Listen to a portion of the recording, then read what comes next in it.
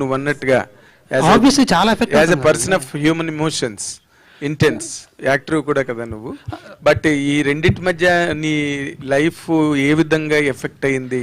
How could you handle all that? అంటే to be honest I'm glad that నేను ఇవాళ వచ్చినందుకు. అదర్వైజ్ నేను ఇంకొక వారం 10 రోజులు కూడా ఇలాగే ఇంట్లో కూర్చొని బాధపడుతూ ఉండేవాడిని.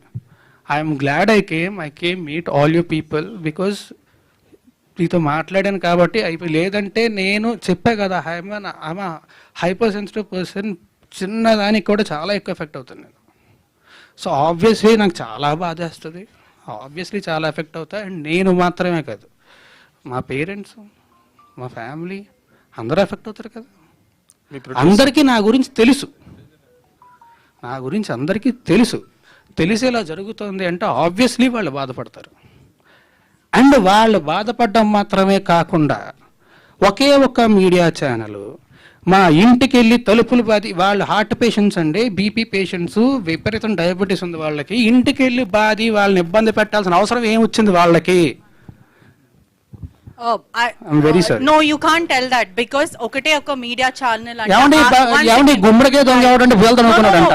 Let us one second, let me talk, Raj. You can't tell that we are media representatives. ఒక ఇండివిజువల్ పర్సన్ కోసం మేము పని చేయం. I wanted to tell this. మేము పని చేసేది ప్రజల కోసం, ఇండివిజువల్ పర్సన్ కోసం కాదు.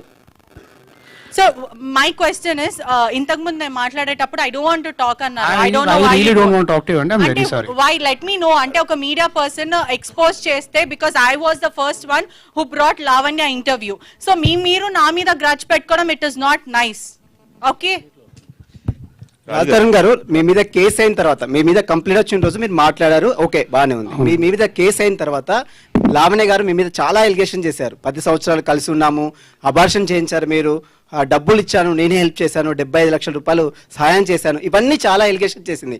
మీరు ఎంటైర్ లావణ్య ఎపిసోడ్లో ఏం చెప్తారు? ఇప్పటివరకు మీడియా ముందుకు రాలేదు, ఎంటైర్ ఎపిసోడ్లో ఏం చెప్తారు? ఓవరాల్ చెప్పండి. నేను ఒకటే చెప్పదలుచుకున్నా అండి, లీగల్గా ప్రొసీడ్ అవుతున్నాను. నేను లీగల్గా ప్రొసీడ్ అవుతా, నా దగ్గర మొత్తం ప్రూఫ్స్ అన్నీ ఉన్నాయి. మీరే అన్నారు కదా ఎలిగేషన్స్ అని చెప్పి. I don't want to do allegations on anybody. నేను చేయను, నేను లీగల్గానే ప్రొసీడ్ అవుతాను. రాజతరుణ్, ఈ అమ్మతో ఉన్నటువంటి ఫొటోస్ కావచ్చు, మీరు కలిసి ఉన్న జీవితంలో మీరు అబార్షన్ చేసిన రిపోర్ట్స్ కావచ్చు, అన్ని చూపిస్తున్నారు కదా. చేసిన రిపోర్ట్స్ ఎక్కడ ఉన్నాయండి? అబార్షన్ చేసిన రిపోర్ట్స్ ఉంటే ఫస్ట్ వాళ్ళు కేసు పెట్టాలి కదా, కేసే ఫైల్ చేయలేదుగా పోలీసులు. ఉంటే పెడతారు కదా.